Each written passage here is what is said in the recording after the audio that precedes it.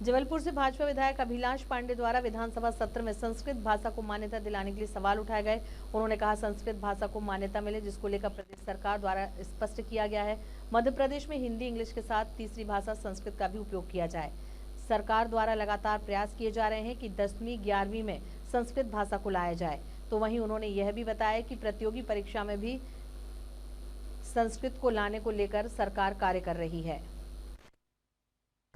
संस्कृत भाषा में ही उसका उत्तर दिया और मुझे लगता है कि शायद ये विधानसभा के सदन के अंदर की ये पहली घटना है।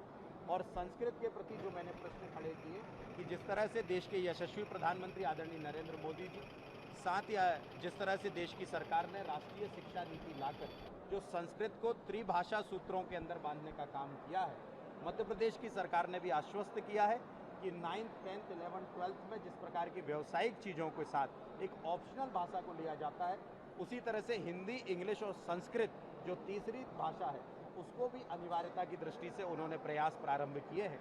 साथ ही प्रतियोगिताओं के माध्यम से शिक्षकों को प्रोत्साहित कर छात्रों को प्रोत्साहित कर और आवासीय विद्यालय बनाकर संस्कृत का प्रोत्साहन करने का काम मध्य प्रदेश की सरकार कर रही है। मुझे ये पूर्ण विश्वास है कि सरकार ने जिस गंभीरता से जो बात कही है, ये आने वाले समय में संस्कृत को बचाए रखने में, उसके संरक्षण और संवर्धन में महत्वपूर्ण भूमिका निभाने वाली है।